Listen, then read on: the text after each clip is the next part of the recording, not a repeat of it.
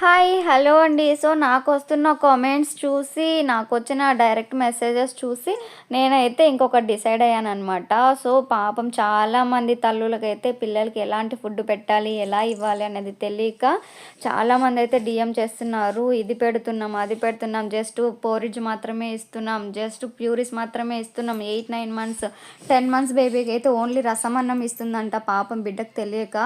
So, చూడండి అలాంటి వాళ్ళ కోసం ఇంక నుంచి మన ఛానల్‌లో మన పేజ్‌లో ఇన్‌స్టా పేజ్‌లో అయితే ఖచ్చితంగా డైలీ ఫుడ్ పిల్లలకి ఎలాంటి ఫుడ్ ఇవ్వాలి, ఏ ఏజ్‌లో ఎలాంటి ఫుడ్ ఇవ్వాలి, ఏ కన్సిస్టెన్సీతో ఇవ్వాలి అన్నదే వీడియోస్ అన్నీ ఉంటాయన్నమాట.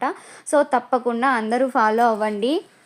మన వీడియోస్ అయితే అందరూ చూస్తున్నారు కానీ జస్ట్ లైక్ ఇవ్వట్లేదు, ఫాలో కూడా అవ్వట్లేదు. ప్లీజ్ లైక్ చేసుకోండి, ఫాలో కూడా చేసి పెట్టుకోండి. ఎందుకంటే మన నోటిఫికేషన్స్ అన్నీ వస్తాయన్నమాట వీడియో అప్లోడ్ చేసిన తర్వాత.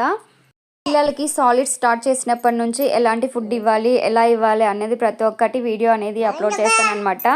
6 నెలలు దాటిన పిల్లలకి ప్యూరీస్ అయితే స్టార్ట్ చేస్తారు కదా! అప్పుడు Apple puree, carrot puree, beetroot puree చేస్తారు కదా! అప్పుడు మాత్రం అన్నీ స్టీమ్ చేసి మాత్రమే పిల్లలకి ఇవ్వండి. చాలామంది తల్లులు తెలియక అన్నీ ఉడికించి స్మాష్ చేసి పిల్లలకైతే ఇస్తున్నారనమాట. అలా చేయడంలో తప్పు లేదు. బట్ యాపిల్ ప్యూరీ మాత్రము ఉడికించి మాత్రం ఇస్తే ఆ టేస్ట్ అయితే చాలా చండాలంగా, దరిద్రంగా ఉంటుంది. నిజంగా చెప్తున్నాను. నేను టేస్ట్ చేసి చెప్తున్నాను.